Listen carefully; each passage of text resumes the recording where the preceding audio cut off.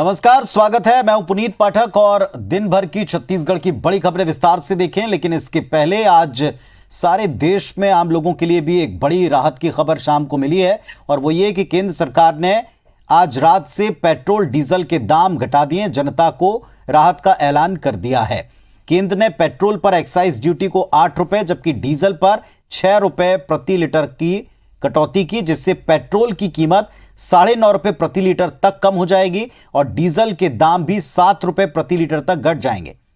प्रधानमंत्री उज्ज्वला योजना, इसके तहत 9 करोड़ से अधिक लाभार्थियों को गैस सिलेंडर बांटे गए थे। वो गैस सिलेंडर जो इस योजना के तहत बांटे गए उन पर 200 रुपए की सब्सिडी केंद्र देगा। प्रधानमंत्री ने कहा कि केंद्र के इस फैसले से लोगों को राहत मिलेगी।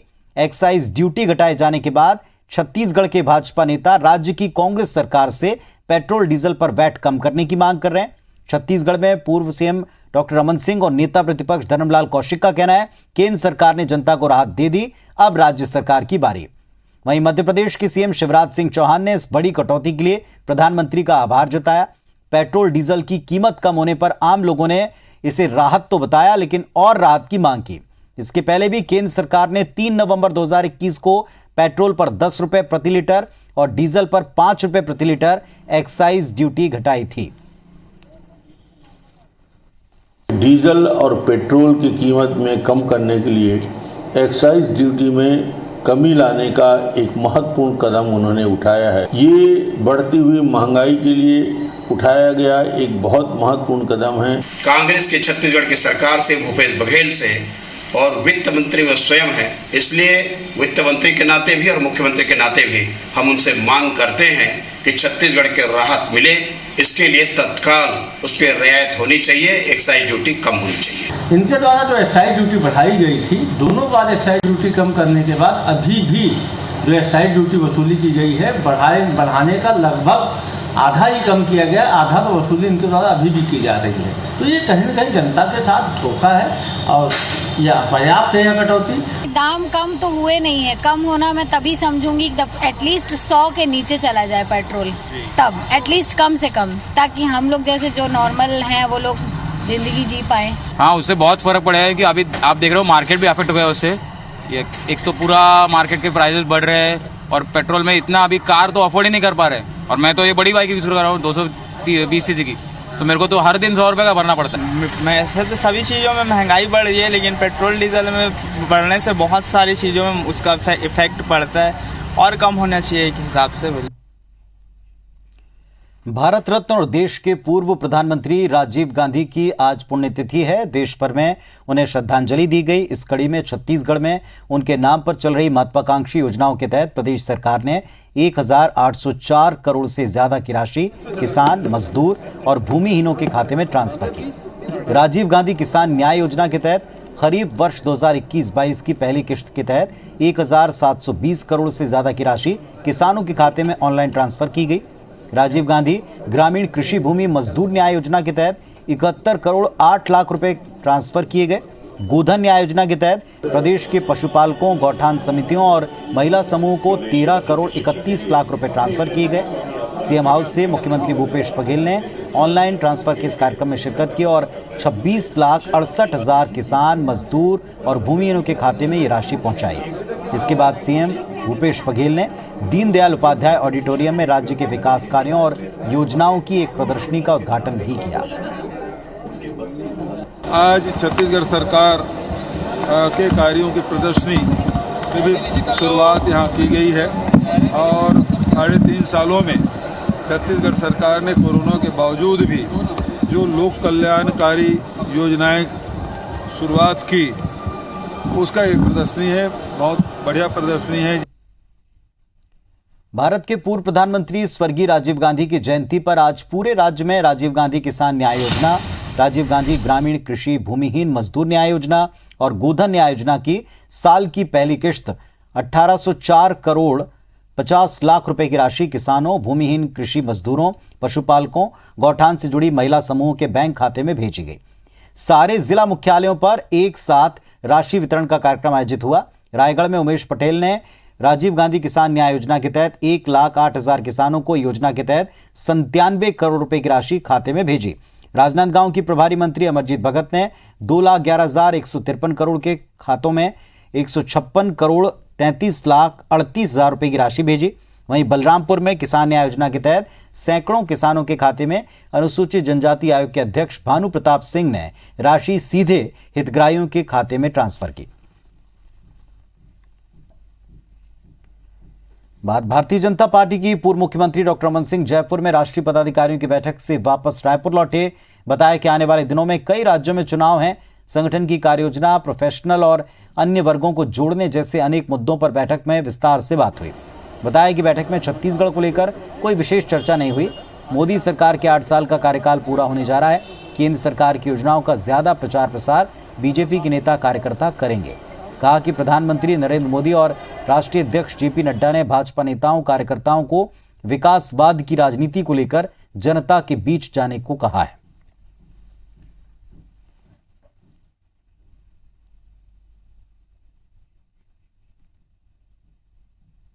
डेवलपमेंट ही पार्टी का एजेंडा होना चाहिए, डेवलपमेंट के मुद्दों पे ही काम होनी चाहिए और विकासवाद को लेकर हम चलते हैं। ग्रास रूट में नए कार्यकर्ताओं का चयन, टीम को बढ़ाना, ऐसे परिवारों को सम्मिलित करना जो अब बीजेपी से जुड़े नहीं हैं, ऐसे व्यक्ति को सम्मिलित करना जो प्रोफेशनल हो।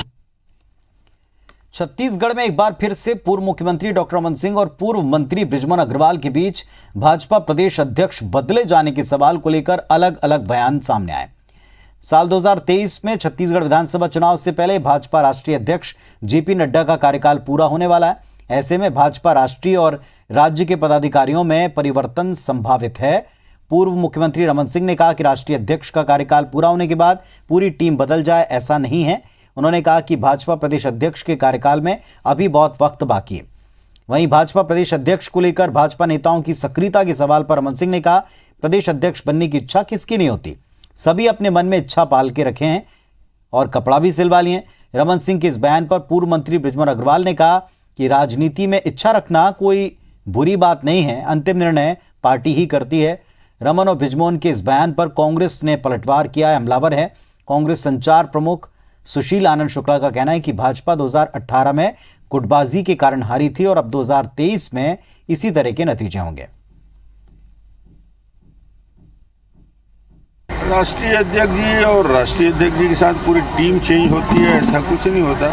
राष्ट्रीय अध्यक्ष जी आगे नई जवाबदारी में और फिर नए सिरे से काम करेंगे। प्रदेश में जो वर्तमान टीम है उसका कार्यकाल बहुत बाकी है। लेकिन सर, प्रदेश अध्यक्ष के लिए कई भाजपा के नेता भी सक्रिय नजर आ रहे हैं। अब किसको इच्छा नहीं होती यार, सबके मन में इच्छा पाल के रखे हैं, कपड़ा सिलवा भी लिए। अच्छी बात है, राजनीति में किसी को भी इच्छा रखना बुरा बात नहीं है, परंतु निर्णय जो पार्टी करती है उसको सब लोग स्वीकार करते हैं। भारतीय जनता पार्टी में गुटबाजी चरम है।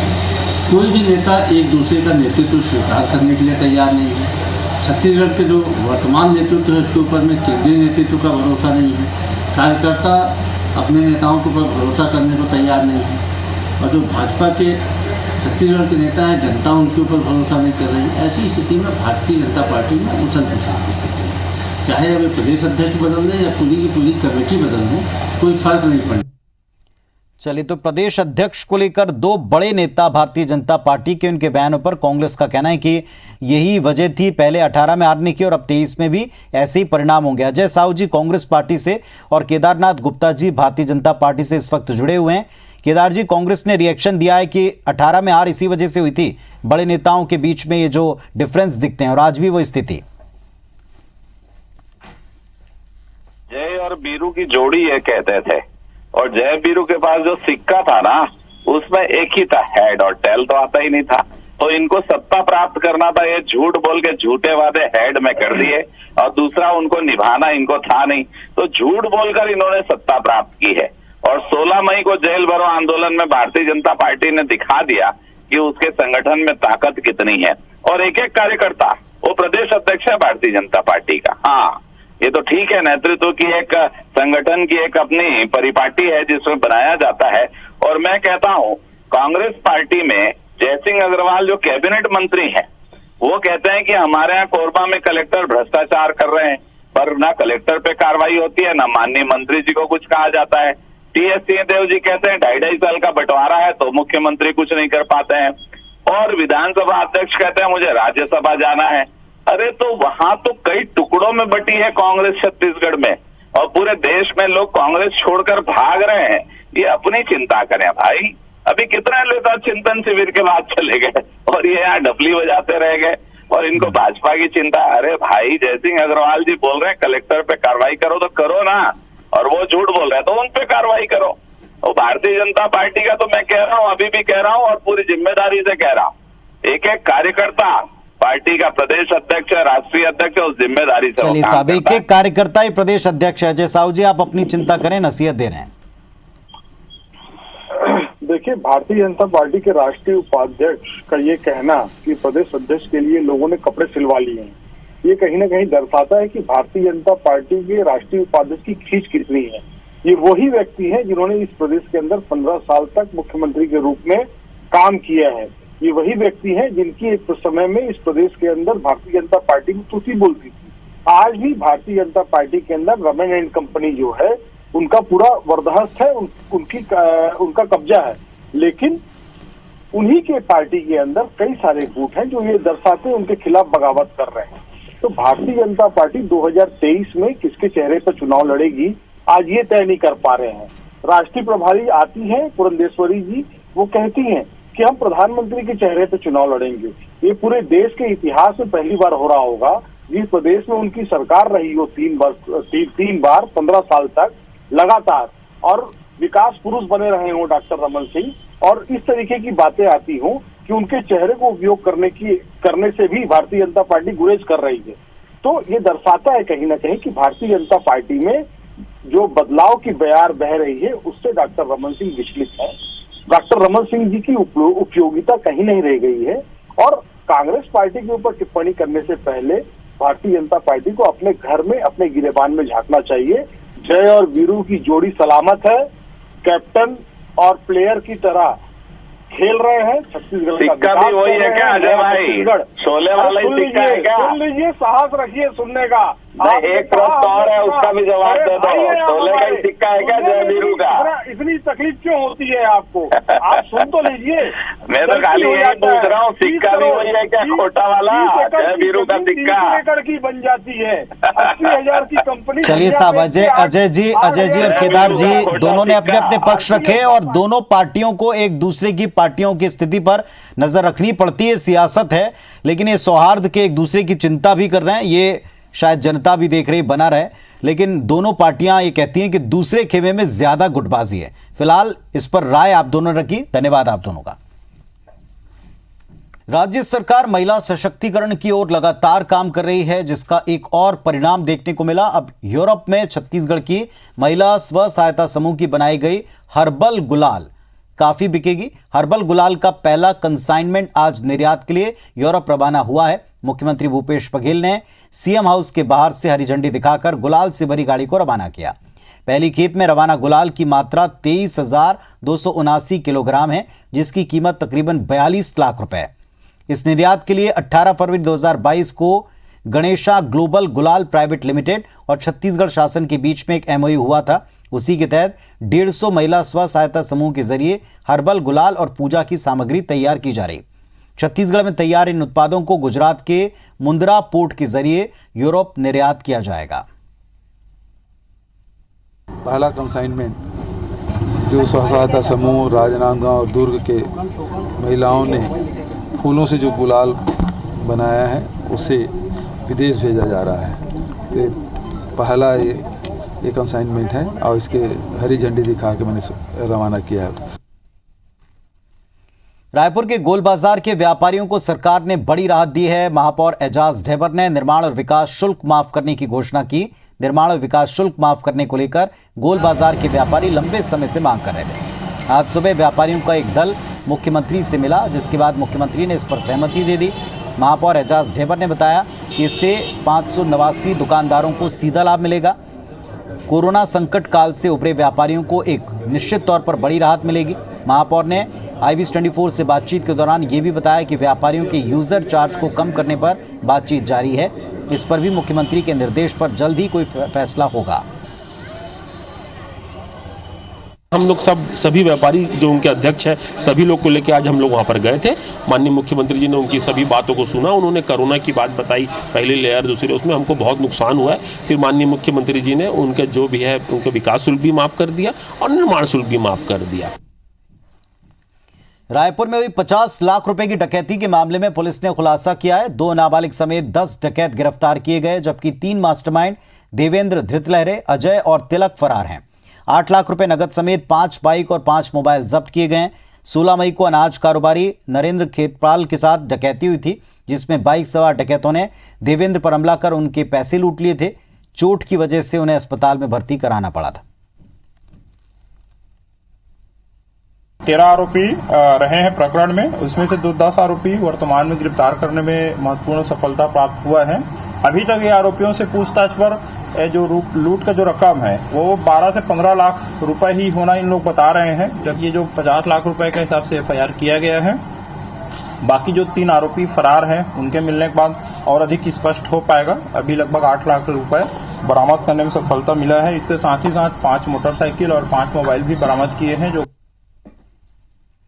तो इस बुलेटिन में फिलहाल इतना ही। खबर अपडेट्स के लिए आप लगातार देखते रहें IBC 24। नमस्कार।